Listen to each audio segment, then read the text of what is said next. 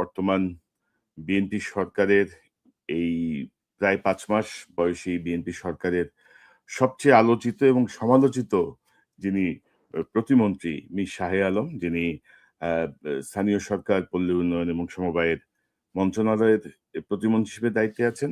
আ মীর শাহে আলম, আপনাকে স্বাগত জানাচ্ছি আজকের অনুষ্ঠানে। ধন্যবাদ জনাব ডক্টর কনক সারোয়ার সাহেব। আমি আপনার মাধ্যমে দেশবাসীকে, বিশেষ করে আমার নির্বাচনী এলাকা বগুড়া ২ শিবগঞ্জ এবং মোকামতলা বাসীকে আন্তরিক অভিনন্দন এবং শুভেচ্ছা জানাই, যারা আমাকে বিপুল ভোটে নির্বাচিত করে মহান জাতীয় সংসদে পাঠিয়েছেন। এবং মহান আল্লাহর কাছে শুকরিয়া আদায় করি এবং দলের প্রধান, সংসদ নেতা মাননীয় প্রধানমন্ত্রী জনাব তারেক রহমানের প্রতি কৃতজ্ঞতা জানাই, উনি আমাকে মন্ত্রী পরিষদের সদস্য করেছেন। সবার প্রতি আমার সালাম। আসসালামু আলাইকুম রহমতুল্লাহ। ওয়ালাইকুম আসসালাম। হ্যাঁ, শাহ আলম ভাই, আপনার মানে ১ম এই আমি যে কথাটি বলছিলাম মাননীয় মন্ত্রী, যে আ আপনি বর্তমান এই সরকারের ১৪০ দিন, প্রায় ৫ মাস বয়সী সরকার। আপনি সবচেয়ে আলোচিত এবং সমালোচিত একজন ব্যক্তি। মানে আপনাকে নিয়ে আমরা নানা রকমের সংবাদ, নানা রকমের কিছু চলছে। সবকিছু ছাপিয়ে একটি বিষয় বেরিয়ে আসছে, আপনি আপনি যেহেতু বগুড়ার এমপি, বগুড়া ২ এর এমপি, অনেকে বলছেন এবং সংবাদপত্র লিখছেন যে আপনি আম প্রধানমন্ত্রীর বন্ধু। তো প্রধানমন্ত্রীর বন্ধু কিভাবে আপনি? আ এই বিষয়টা একটু জানতে চাই, এবং এই যে এত আলোচনা সমালোচনায় আপনি কেন পড়ে গেলেন এই যে ৫ মাসের মধ্যেই? ধন্যবাদ। প্রথমেই খুব ভালো প্রশ্নটি করেছেন। আমি প্রথমেই দেশবাসীকে আপনার মাধ্যমে জানাতে চাই যে মাননীয় প্রধানমন্ত্রী জনাব তারেক রহমানের বন্ধু হবার আমার কোনো সুযোগই নেই। এই কারণেই, কারণ মাননীয় প্রধানমন্ত্রীর বেড়ে ওঠা পড়াশোনা সব ঢাকায়, আমার বেড়ে ওঠা পড়াশোনা সব বগুড়া জেলায় শিবগঞ্জ এবং বগুড়া কেন্দ্রিক। এবং ওনার সঙ্গে আমার বয়সের তারতম্য প্রায় ৮ বছরের ডিফারেন্স। দ্বিতীয়ত হচ্ছে যে আমি বিএনপির একজন সাধারণ কর্মী, একদম ৯০ দশকে ছাত্র দলের সাধারণ সম্পাদক, উপজেলা কমিটি, কাউন্সিলের ভোটের মাধ্যমে আমার রাজনীতি আমি শুরু করি এবং তখন থেকে রাজনীতির হাতে খড়ি। এরপরে উপজেলা বিএনপি সাংগঠনিক সম্পাদক, উপজেলা বিএনপি সাধারণ সম্পাদক, উপজেলা বিএনপি সভাপতি, এরপরে ২৪ বছর বয়সে ইউনিয়ন পরিষদের চেয়ারম্যান নির্বাচিত হয়ে ১৯৯৭ সালে। এরপরে আমি বগুড়া জেলা বিএনপি সাংগঠনিক সম্পাদক, কাউন্সিলর ভোটে নির্বাচিত। এরপর বগুড়া জেলা বিএনপির সহসভাপতির দায়িত্ব দীর্ঘদিন পালন করেছি। বগুড়া জেলা বিএনপির কোষাধ্যক্ষ হিসেবে দায়িত্ব পালন করেছি।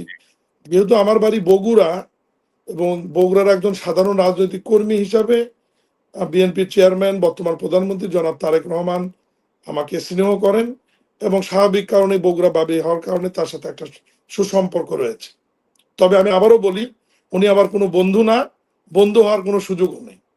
মানে এই বিষয়টা হচ্ছে যে ধরেন, মানে উনাকে একটু কি বলবো, একটু মানসিকভাবে বিপর্যস্ত করা বা উনার একটু বদনাম করার চেষ্টার অংশ হিসেবে, এবং সে পুরানো সেই গ্রুপগুলোই কিন্তু, সে ১ম আলো, সেই ডেইলি স্টার, মানে যারা একটা সময় বিএনপিকে সর্বনাশ করে দিছিল, তারাই কিন্তু আবারও মাঠে।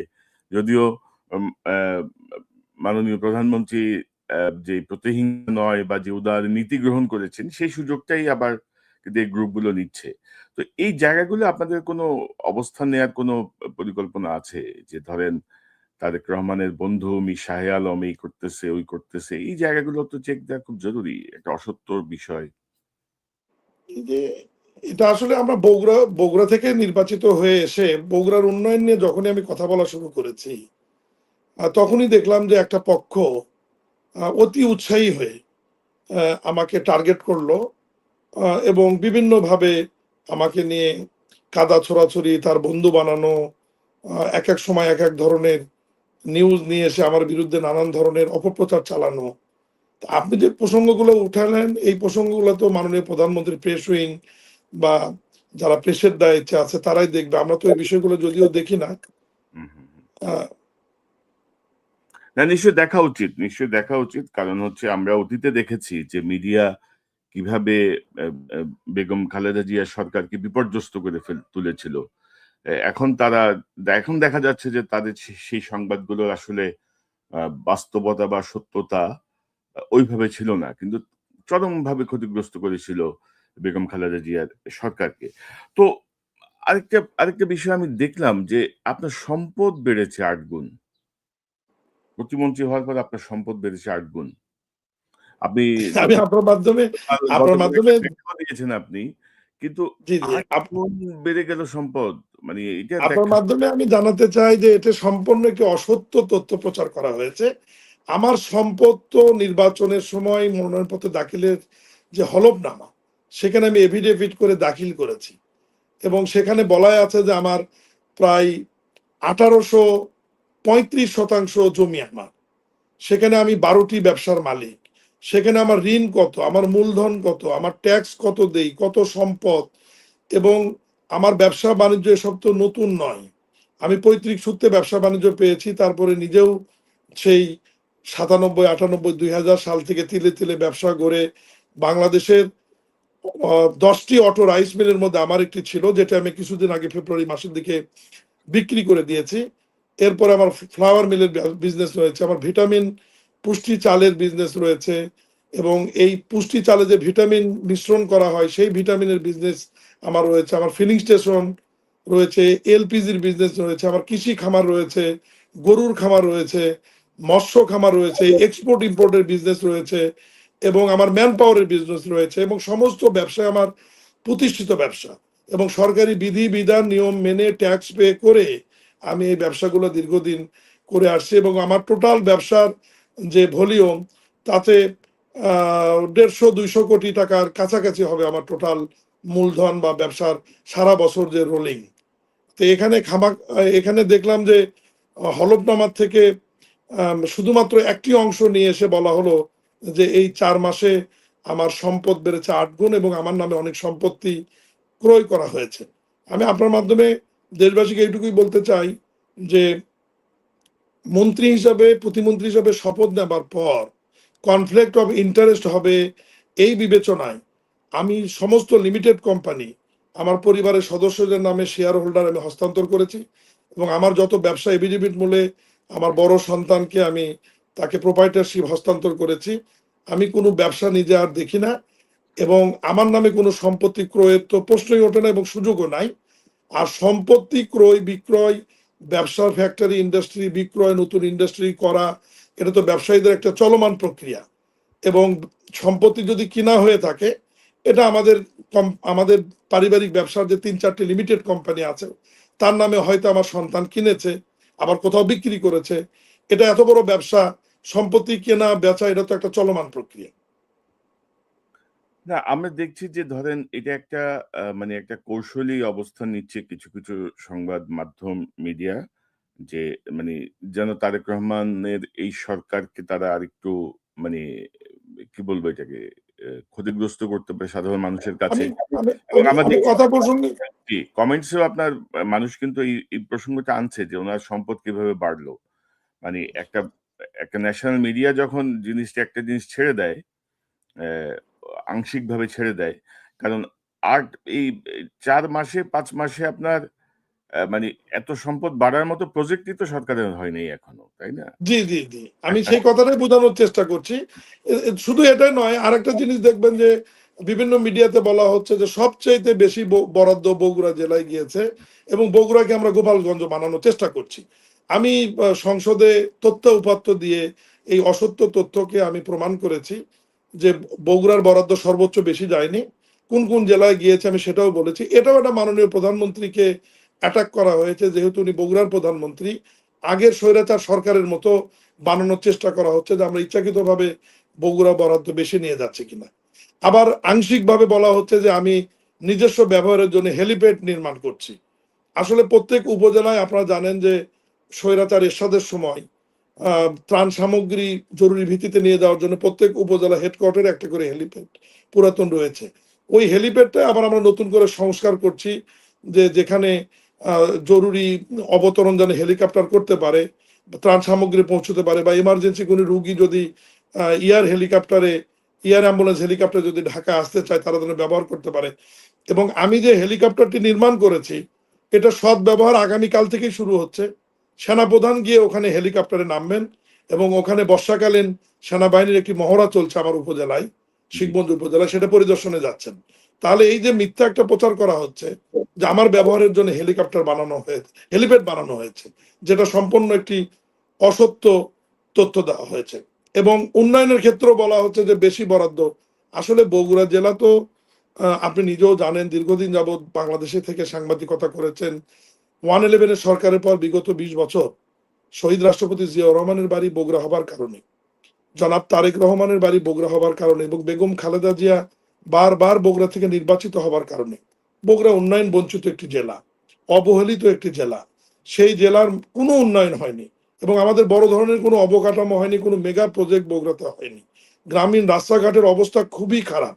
আমি শুধু পার্লামেন্টে দাঁড়িয়ে এবং আজকেও আপনার মাধ্যমে সবাইকে বলতে চাই যে আমরা বগুড়াকে অন্য জেলার সঙ্গে তুলনা করতে চাই না। আমাদের আবদার এবং দাবি একটাই, যে বিগত আওয়ামী লীগ সরকারের সময় 63 জেলাতেই বিনা ভোটের এমপি এবং মন্ত্রী ছিল, বগুড়া কোনো মন্ত্রী ছিল না, বগুড়ার কোনো উন্নয়ন হয়নি। আপনার 63 জেলার সমমান উন্নয়নটা বগুড়া আমাদের করে দেন, এরপর আমরা বাকি 63 জেলার সঙ্গে আমরা সমান তালে এগিয়ে যেতে চাই। এইটুকুই আমাদের চাওয়া, এইটুকুই আমাদের দাবি। না, তবে তবে মাননীয় মন্ত্রী যে মানে একেবারে বগুড়ার দিকে আবার সব নিয়ে গেলে সমস্যা হবে। এতদিন বঞ্চিত ছিলেন, কিন্তু আমার মনে হয় যে তারপরে একটু সিস্টেমেটিক ওয়েতে গেলে ভালো হবে। না হলে প্রধানমন্ত্রী নিজস্ব জেলা হিসেবে এটাকে নানাভাবে এটাকে প্রজেক্ট করা হবে। বাট আপনি যা বলছেন, ধরেন আহ, কিছু এর মধ্যে কিছু অতি অসামঞ্জস্য আমি লক্ষ্য করেছি, যেটা নিয়ে আমি নিজেও লিখেছি আমার ফেসবুক পোস্টে, যে প্রধানমন্ত্রীর বগুড়া সফরের সময় লাল কার্পেটের মতো 10 লাখ টাকার ইট বিছানো হলো, আবার ইট তুলে নিয়ে যাওয়া হলো। তো এই যে কাজগুলো হচ্ছে আর কি, এই জায়গাগুলো আমার মনে হয় যে চেক দেওয়া উচিত। এই যে বিষয়টার সাথে আমি কোনো সম্পর্কই আমার নাই, অথচ ওটা নিয়ে নিউজ করা হলো যে প্রধানমন্ত্রীর ওপর ভর করে প্রতিমন্ত্রীর দুর্নীতি। আসলে ওই কাজটা তো মাননীয় প্রধানমন্ত্রীর কর্মসূচি সম্বন্ধে আপনার খুবই ভালো ধারণা আছে। মাননীয় প্রধানমন্ত্রী যখন কোনো এলাকায় কর্মসূচিতে যান, পুরো বিষয়টা মনিটরিং করেন জেলা প্রশাসন এবং ওনার এসএসএফ। এবং ওনার যাবার পরটি যেহেতু আগে থেকেই টেন্ডার হয়েছিল, ঠিকাদার কাজ শুরু করতে পারেনি, এই জন্য অস্থায়ীভাবে জেলা প্রশাসন, উপজেলা প্রশাসন ওখানে ইট ভাড়া নিয়ে একটি রাস্তা তৈরি করেছিল। এবং মাননীয় প্রধানমন্ত্রীর কর্মসূচি সমাপ্ত হবার পরে ঠিকাদার যখন 86 লক্ষ টাকার কাজ শুরু করতে গিয়েছে, তখন ওই ইটগুলি তুলে নিয়ে যার কাছ থেকে নিয়েছিল ভাড়া তাকে ফেরত দিয়েছে এবং সেখানে আবার নতুন করে কাজ শুরু হয়ে গেছে, অলরেডি WBM হয়ে গেছে, কিছুদিনের মধ্যে কার্পেটিং হবে। কিন্তু এই যে একটা অসত্য জিনিস, যে ঘটনার সাথে, যে কাজের সাথে আমার বিন্দু মাত্র সম্পৃক্ততা নাই, অথচ সেখানে বলা হলো যে প্রধানমন্ত্রী কর্মসূচিকে কেন্দ্র করে প্রতিমন্ত্রীর দুর্নীতি। জি, মানে এটা তো আছেই। এটা তো আপনাদেরকে মানে ডাউন প্লে করার জন্য অনেক রকমের খেলা হয়। কিন্তু ধরেন তারপরও ১০ লক্ষ টাকা হয়তো রাষ্ট্রীয় বিষয়ে খুব বেশি টাকা না। কিন্তু ধরেন এ এটা এক ধরনের অপচয় আমি বলব। কারণ প্রধানমন্ত্রী যেভাবে এই চলছেন। ব্যাপারে আমি আপনার মাধ্যমে প্রশাসনকে সচেতন হওয়ার অনুরোধ করব, কারণ প্রশাসন যেন অতি উৎসাহী হয়ে হুম, মাননীয় প্রধানমন্ত্রী কর্মসূচি গুলোতে যাতে এরকম না করে। কারণ মাননীয় প্রধানমন্ত্রী নিজেই অনেক সাশ্রয়ী, উনি সরকারি গাড়ি ব্যবহার করেন না, সরকারি তেল নেন না, পতাকা ব্যবহার করেন না। ওনার প্রধানমন্ত্রী কার্যালয়ে 950 টাকার খাবার উনি 150 টাকায় নিয়ে আসছেন।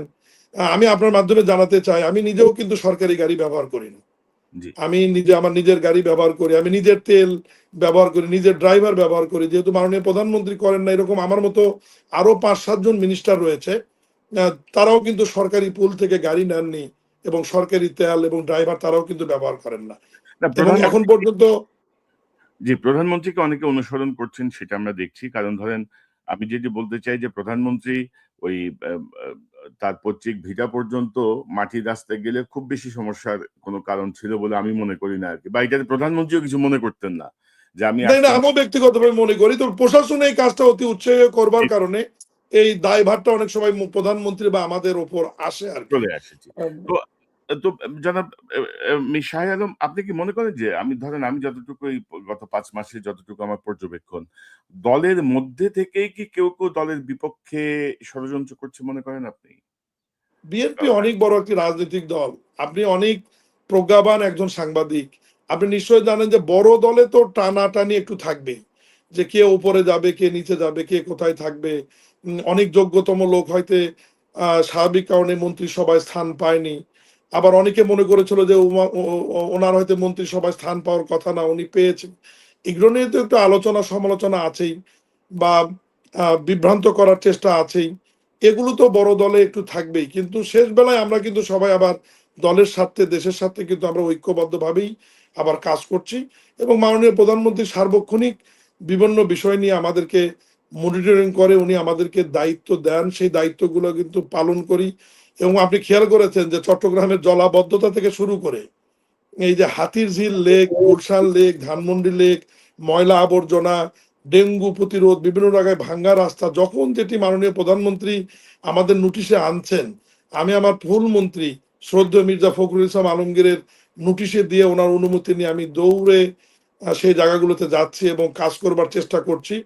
এবং সবচেয়ে বড় বিষয় হচ্ছে যে আমাদের যে মন্ত্রণালয়টি, যেটি মাননীয় শ্রদ্ধেয় আমার মির্জা ফখরুল ইসলাম আলমগীর ফুল মন্ত্রী, আমি সৌভাগ্যবান যে ওনার সঙ্গে আমি আমার মন্ত্রণালয়ে কাজ করার সুযোগ পেয়েছি।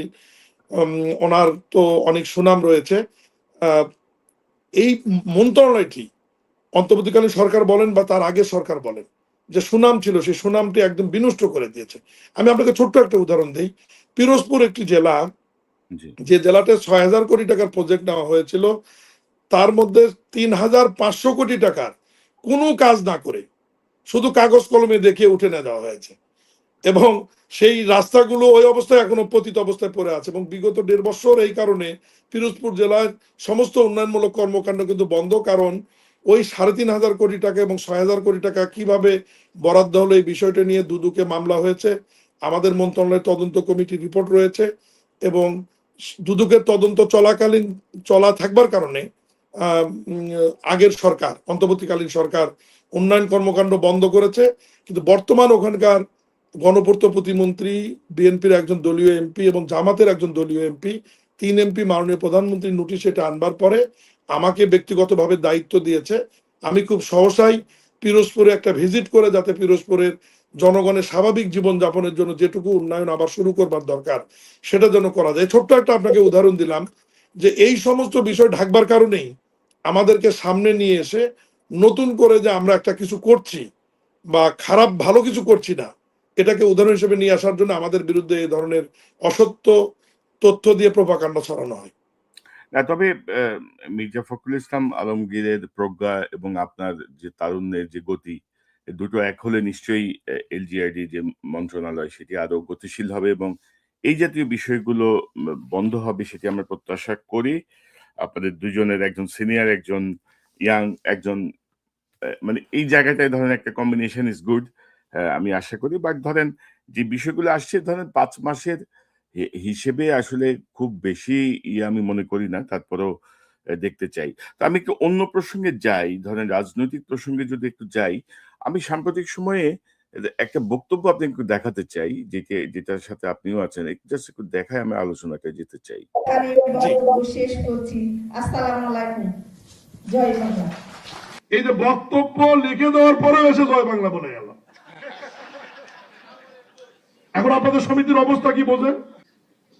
ওনার বক্তব্যের শেষে ডিজি আমাকে দেখালো, লেখাই আছে খোদা হাফেজ, উনি মাঝখানে আরেকটা বলে চলে গেল। তো এই ১৭ বছরে আওয়ামী লীগ কিন্তু মানুষের মাথায় মানে জোর করে হোক, মানে নানা কায়দা কানুন, মানুষ আতঙ্কিত হয়েও জয় বাংলায় চলে গেছিল আর কি, এমন একটা অবস্থা। আমি আমি আমার বক্তব্যে এটাই বোঝানোর চেষ্টা করেছি যে আপনার একটা লিখিত বক্তব্য দেওয়ার পরেও মানুষের মাথা এবং মগজের মধ্যে এমন ভাবে এই জিনিসটা তারা ঢুকিয়ে দিয়েছে যে উনি যাওয়ার সময় ওই শব্দটা ব্যবহার করেছে, ওটাই আমি আমার বক্তব্যে উপস্থাপন করেছি। এখন ধরেন আওয়ামী লীগের ব্যাপারে আমরা বিএনপির মধ্যে এক ধরনের নমনীয়তা দেখছি। মানে কেউ তো বলার চেষ্টাই করছেন যে আওয়ামী লীগের রাজনীতি করা উচিত। কেউ তো বলছেন যে তাদের ফিরে আসা উচিত। মডিফাইড আওয়ামী লীগের একটা ধারণা আমরা পেয়েছিলাম। তো এই জায়গাগুলোয় মানে ধরেন আর বিশেষত ধরেন মিডিয়া, শিল্পী সমাজ, সুশীল সমাজ, মানে এই যে সফট করে কিন্তু আওয়ামী লীগ তাদের ন্যারেটিভস নিয়ে আবারও কিন্তু কাজ করছে। এবং আনফরচুনেটলি গত ৫ মাসে কিন্তু মিডিয়াতে আপনারা কোনো কাজই করেন নাই। মিডিয়া কিন্তু মিডিয়ার মতো বহাল, জাস্ট ভোল পাল্টায় রাখছে। তো সেই জায়গাটা আপনি কি মনে করেন? মানে আওয়ামী লীগের ব্যাপারে আসলে আপনাদের অবস্থানটা কি?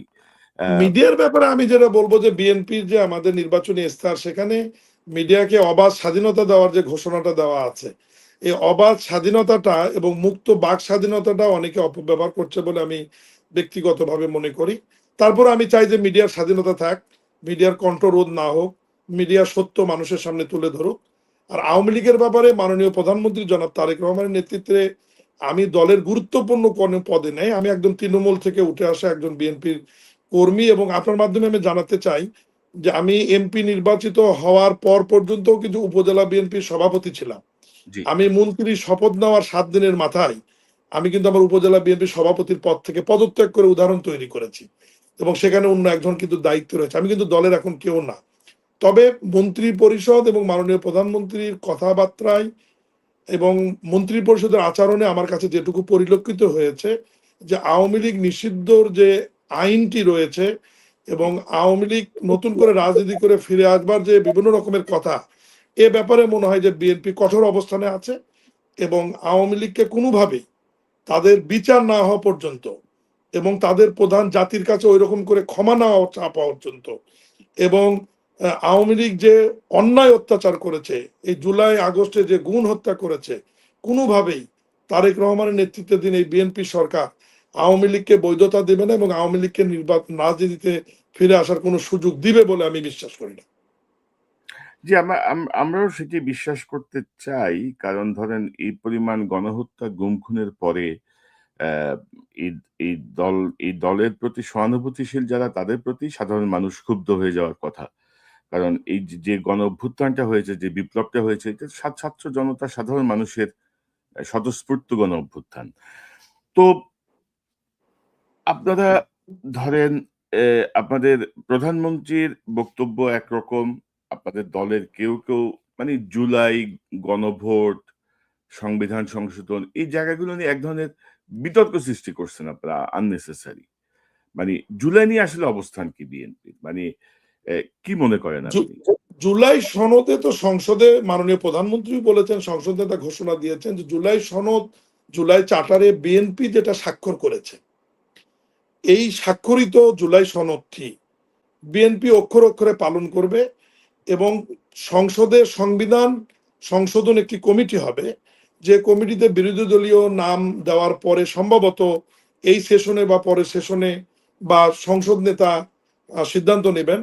সংবিধান সংশোধন যে কমিটি হবে, এই কমিটি বসে জুলাই সনদকে অক্ষরে অক্ষরে পালন করার যে অঙ্গীকার বিএনপি, অগ্রাধিকার দিয়েই অন্তর্বর্তীকালীন সরকার সহ বিএনপির নির্বাচনী ইস্তেহারে যা যা আছে, বিএনপি নির্বাচনী ইস্তেহার এবং জুলাই সনদ দুটোকে সমন্বয় করে বিরোধী দল এবং সরকারি দল ঐক্যবদ্ধভাবে একটি স্থায়ী সংবিধান সংশোধন করতে চাই, আমি এইটুকুই জানি। এবং এইটা নিয়েই এখন পর্যন্ত সংবিধান সংশোধন কমিটি হয়নি, বিকজ বিরোধী দল থেকে এখনো নামগুলো সম্ভবত চিফ হুইপের কাছে জমা দেওয়া হয়নি।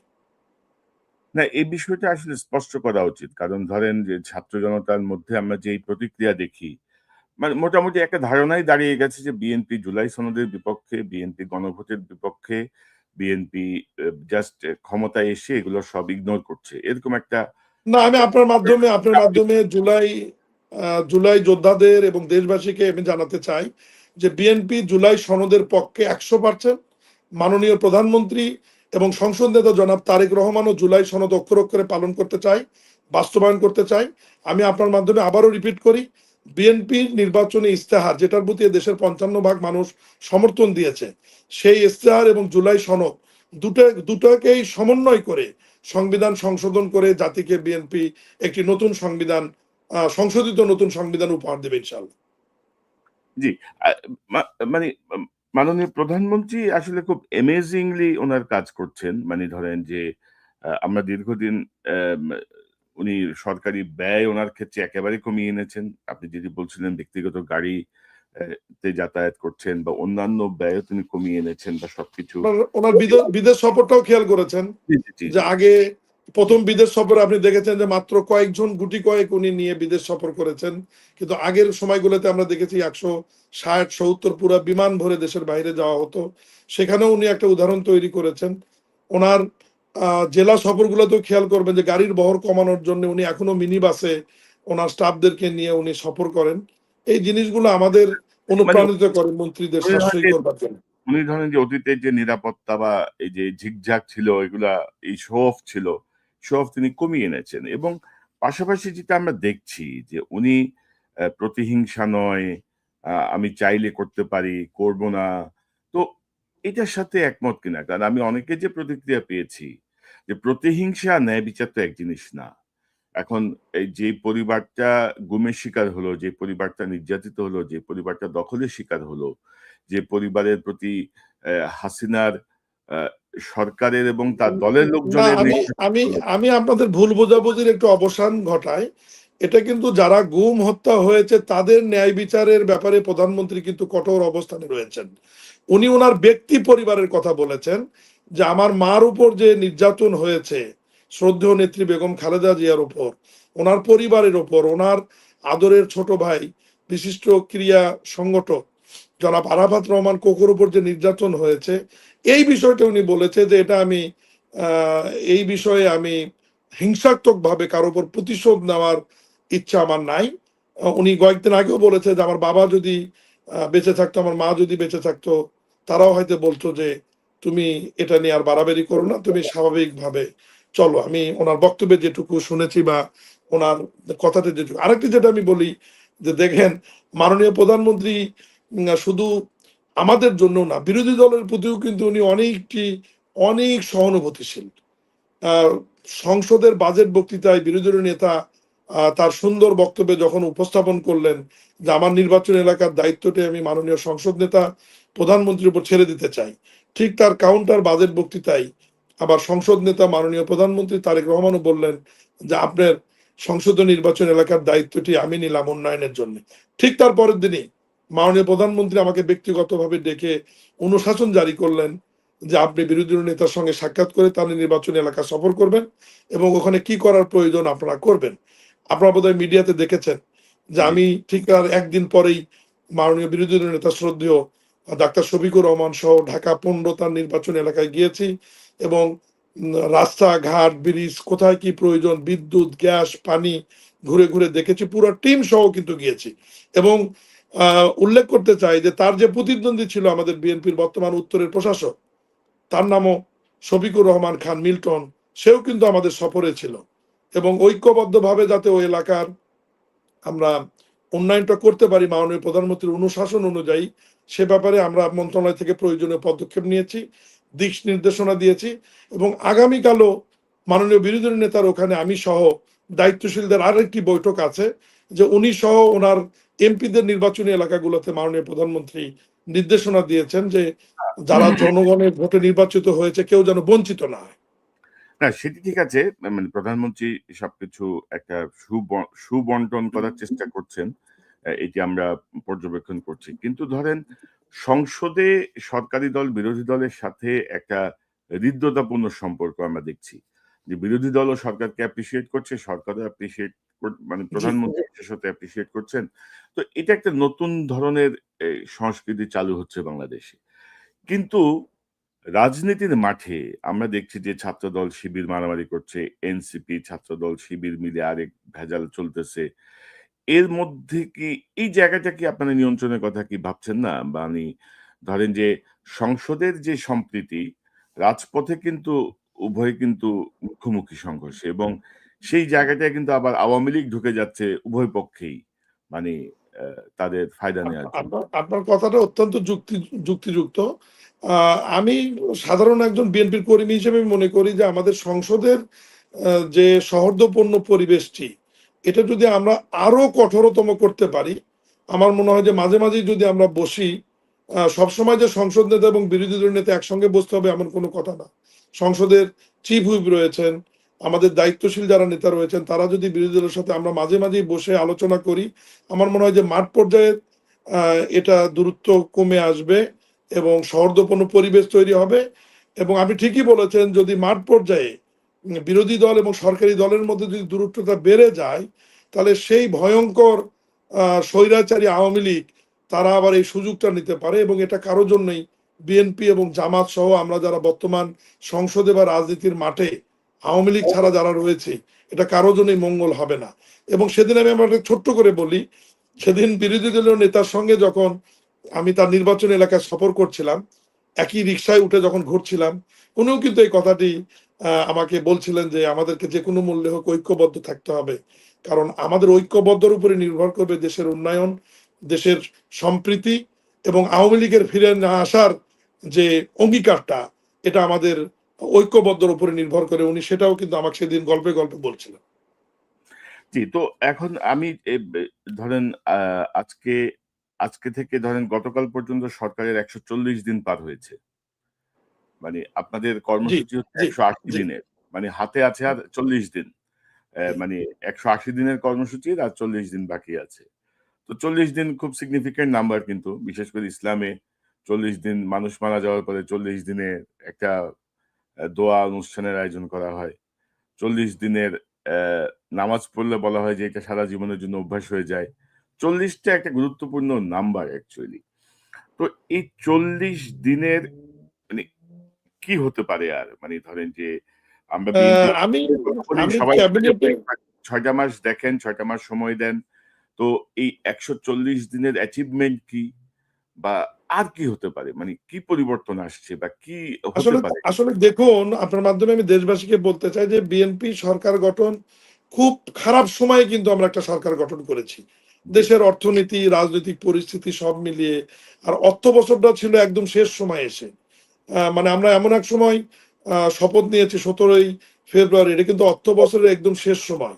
এই সময়ে বিএনপি ১৮০ দিন কর্মসূচির মধ্যে বিএনপির যে উল্লেখযোগ্য যে কমিটমেন্ট গুলো ছিল নির্বাচনের সময় মাননীয় প্রধানমন্ত্রীর, যেমন ফ্যামিলি কার্ড, কৃষক কার্ড, কর্মসংস্থান, শিক্ষা, স্বাস্থ্য খাত, আপনার বৃক্ষরোপণ, ২০,০০০ কিলোমিটার খাল নদী পুনঃখনন, খেলাধুলা, ইমাম মজিম এবং অন্য ধর্ম উপাসনানীদের জন্য যে সম্মানী ভাতা, এগুলো কিন্তু আমরা পাইলট আকারে অলরেডি মাঠে গড়িয়েছে এবং এগুলো কিন্তু পাইলট আকারে কাজ শুরু হয়েছে।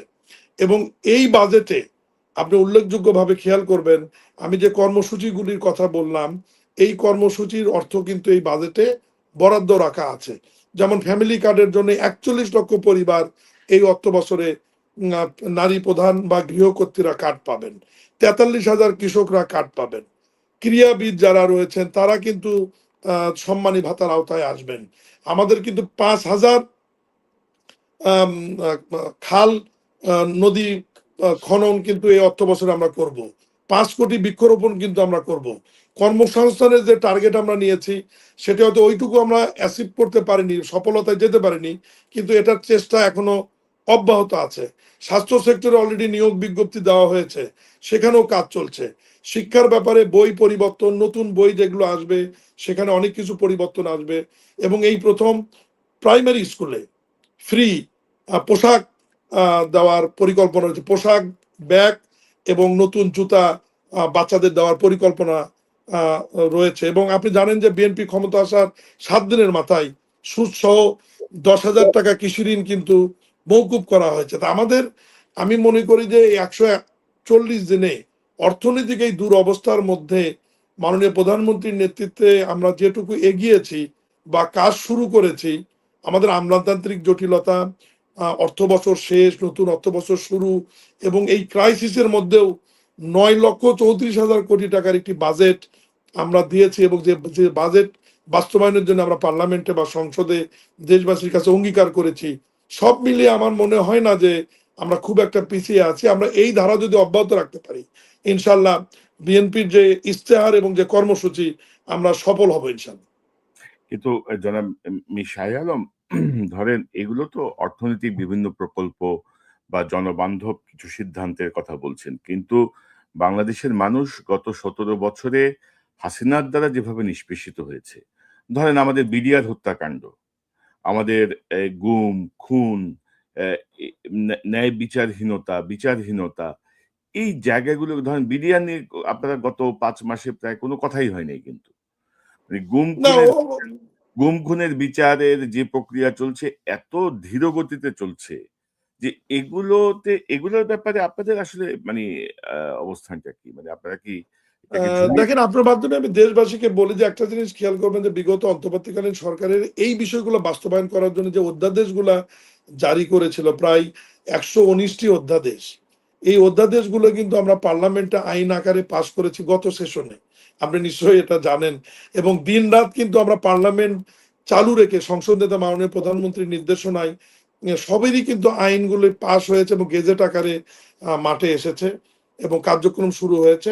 আমি কিন্তু আপনাদেরকে এইটুকু নিশ্চয়তা দিতে পারি যে স্বৈরাচার হাসিনার সময় গুম, খুন, হত্যা সহ বিডিআর হত্যা সহ সকল বিচারই বিএনপি করার ব্যাপারে অত্যন্ত আগ্রহ রয়েছে এবং এই বিচারগুলি বিএনপি সরকার করবে। আমি আপনাকে এইটুকু নিশ্চয়তা এবং গ্যারান্টি দিতে পারি।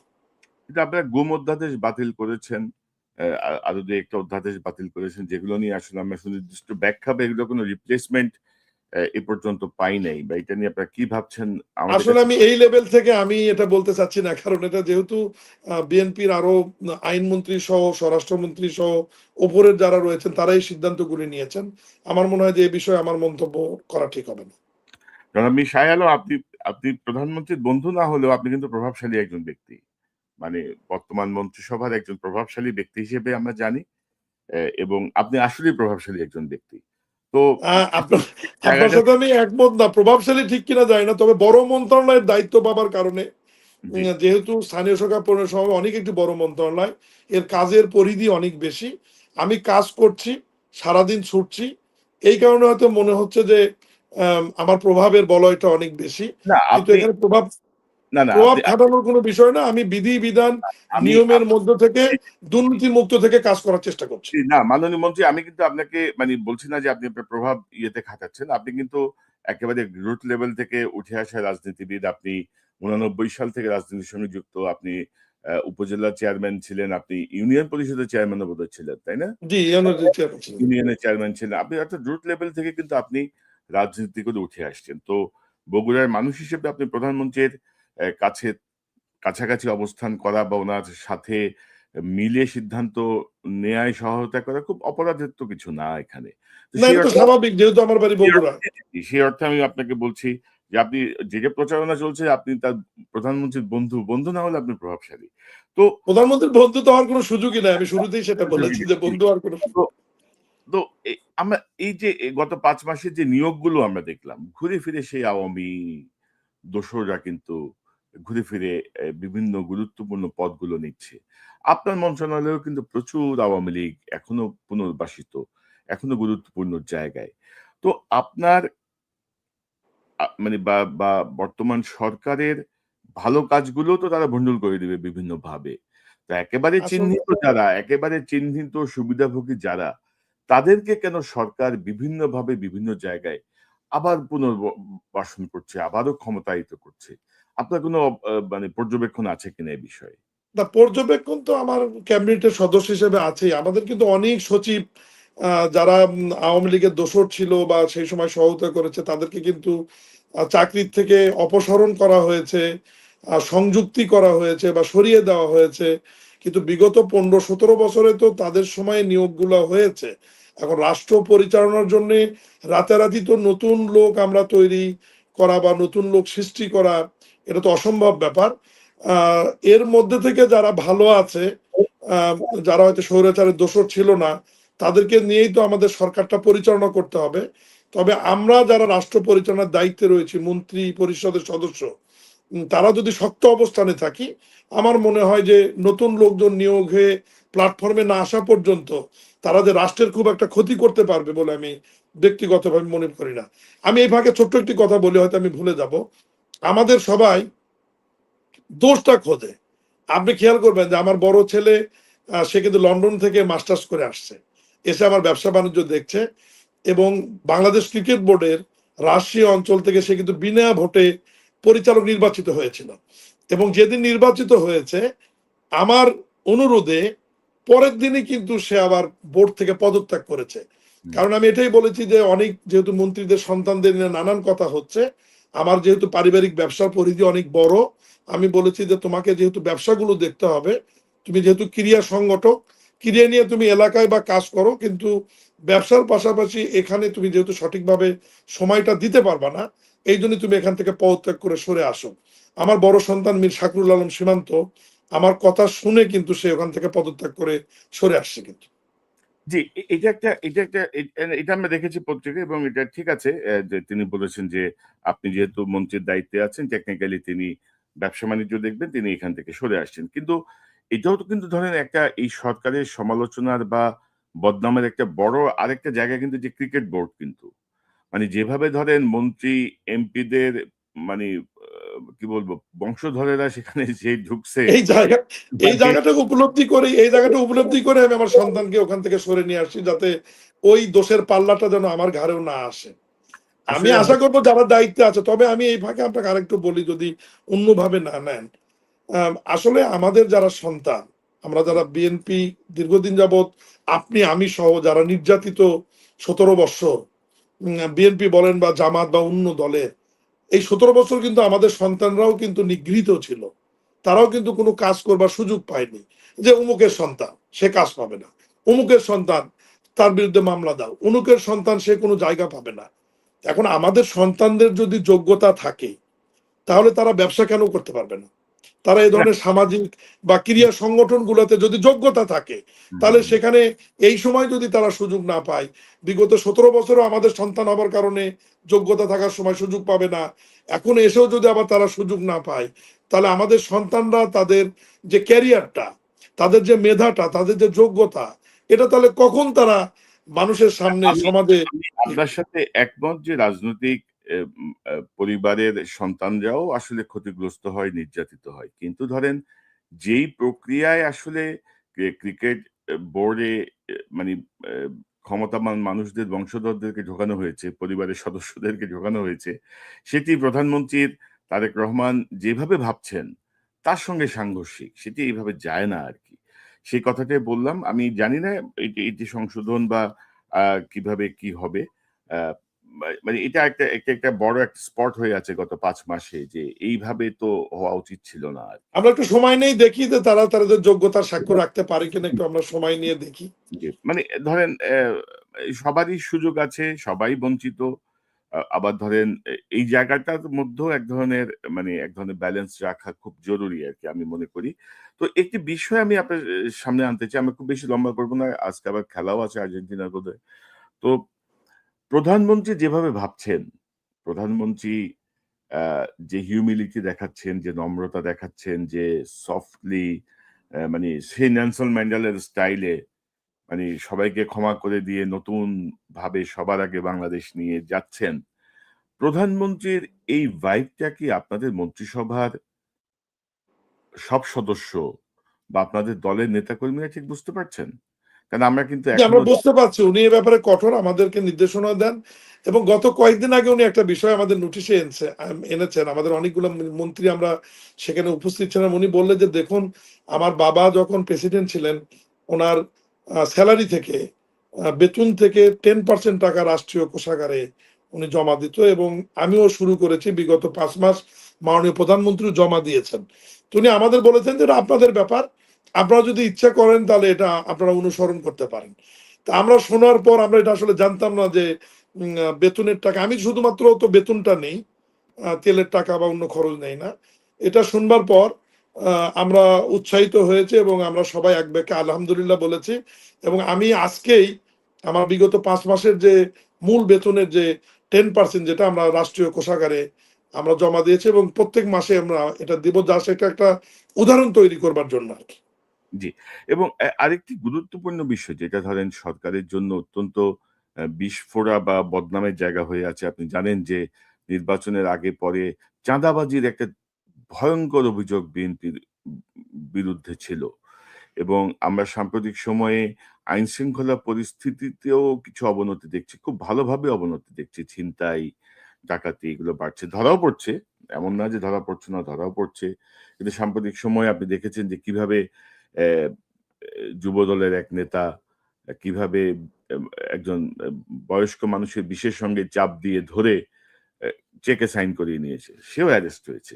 তো এই জায়গাগুলো নিয়ে আসলে আপনাদের মধ্যে কোনো কথা হয় কিনা? এই জায়গাগুলো আপনারা কিভাবে নিয়ন্ত্রণ করবেন? কথা হয়, এবং এ ব্যাপারে মাননীয় প্রধানমন্ত্রী সহ বিএনপি কিন্তু কঠোর অবস্থানে আছে।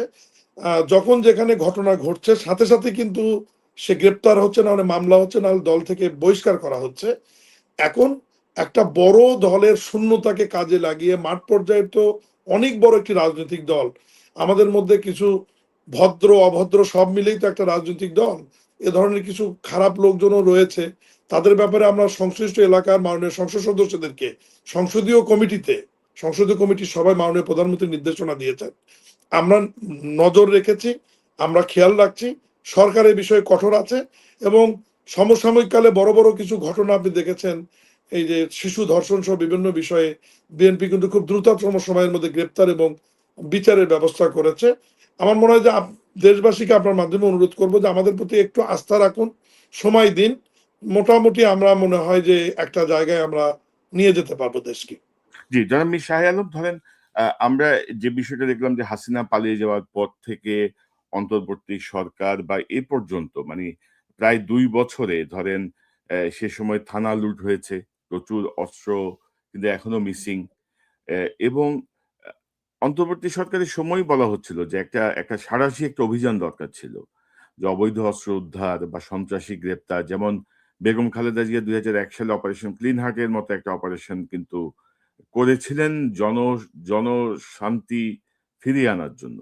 তো এরকম কিছু কি আপনাদের মন্ত্রিসভায় ভাবা হয় বা হচ্ছে বা হবে, এরকম কোনো আভাস কি আপনার কাছে আছে? না, এ ব্যাপারে আমার তেমন কিছু জানা নাই। তবে এ ধরনের পরিবেশ পরিস্থিতি যদি তৈরি হয়, যেহেতু মাননীয় প্রধানমন্ত্রী দেশপ্রেমিক, উনি যেহেতু শহীদ রাষ্ট্রপতি জিয়াউর রহমান এবং শ্রদ্ধেয় দেশনেত্রী বেগম খালেদা জিয়ার সন্তান, ওনার তো দেশপ্রেমের কোনো বিন্দুমাত্র ঘাটতি নাই। দেশের মানুষের জন্য যদি এ ধরনের কঠোর সিদ্ধান্ত নেওয়ার প্রয়োজন হয়, মাননীয় প্রধানমন্ত্রী, সংসদ নেতা জনাব তারেক রহমান নিশ্চয়ই নিবে বলে আমি ব্যক্তিগতভাবে মনে করি। জি। তো আমরা আমরা আমরা একেবারে শেষ দিকে আমি আবারও আপনার শুরুর দিকে বোধহয় আপনি স্থানীয় সরকার নিয়ে বোধহয় কিছু বলতে জি, জি, চেয়েছিলেন। জি, জি, জি। আমি আসছি ওইদিকে। তার আগে ধরেন এই প্রসঙ্গটায় যাওয়ার আগে আমি আবারও আপনার মনোযোগ আকর্ষণ করব। আপনি দেখছেন যে জুলাই মাসে জুলাই শহীদদেরকে নিয়ে আওয়ামী লীগ দ্বারা পরিপুষ্ট বিভিন্ন শিল্পী, বুদ্ধিজীবী, সাংবাদিক আজে-বাজে কিভাবে কথা বলছে। তো এই জায়গাগুলো মিডিয়ার স্বাধীনতার মধ্যে কিন্তু পড়ে না।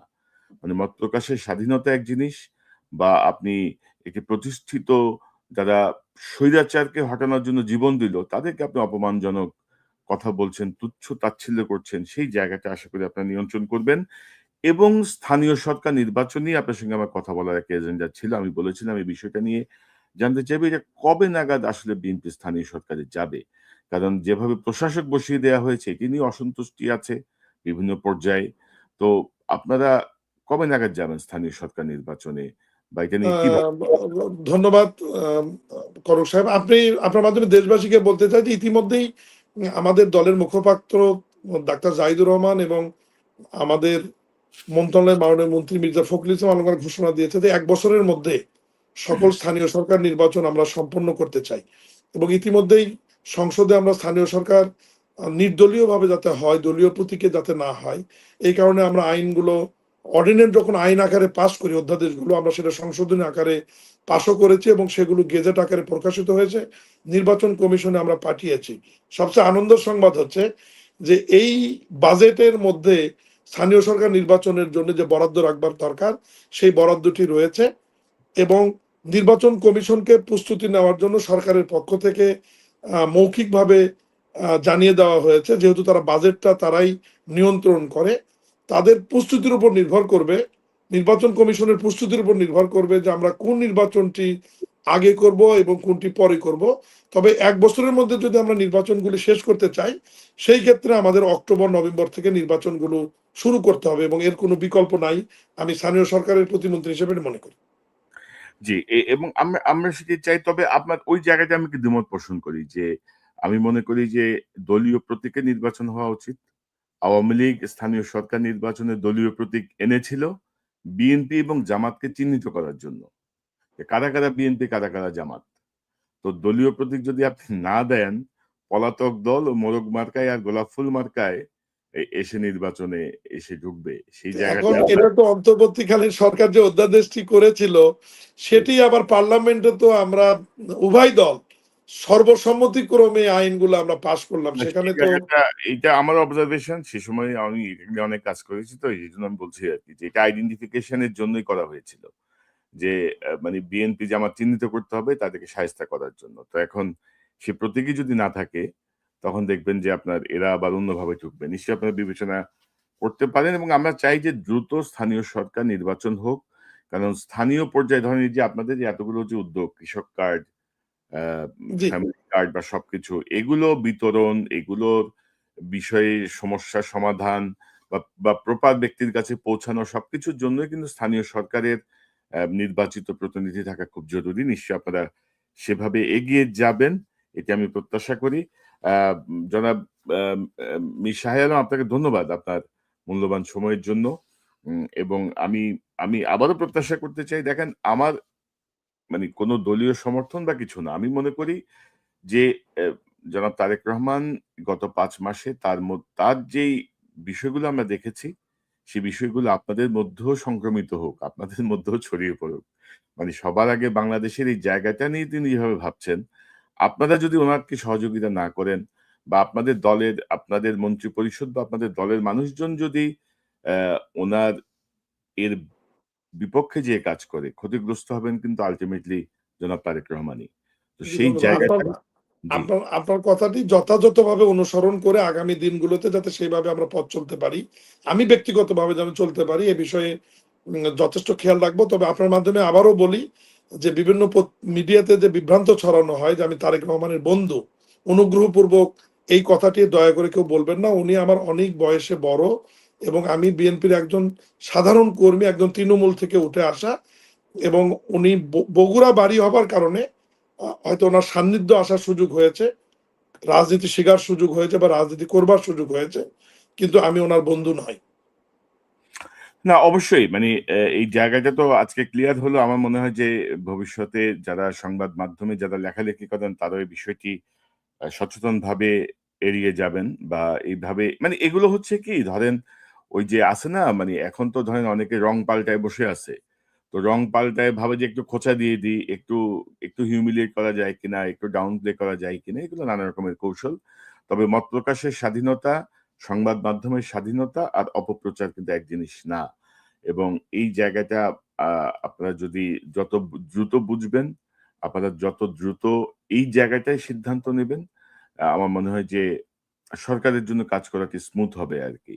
না হলে অপপ্রচার ঠেকাতে আপনাদের অনেক কঠিন সময়ে পার করতে হবে। বিশেষ করে সফট ভাবে আওয়ামী লীগ কিন্তু এই পদ্ধতিতে আসছে। সাংস্কৃতিক কর্মী, শিল্পী, কলাকুশলী, লেখক, সাংবাদিক, বুদ্ধিজীবী, সুশীল সমাজ এভাবে কিন্তু ইন করছে। সেই জায়গাটায় আমি মনে করি যে একজন প্রভাবশালী মন্ত্রী হিসেবে, বগুড়ার মানুষ হিসেবে, প্রধানমন্ত্রীর কাছের মানুষ হিসেবে আমি মনে করি যে আপনি আপনারও দায় আছে এই বিষয়গুলো লক্ষ্য রাখার।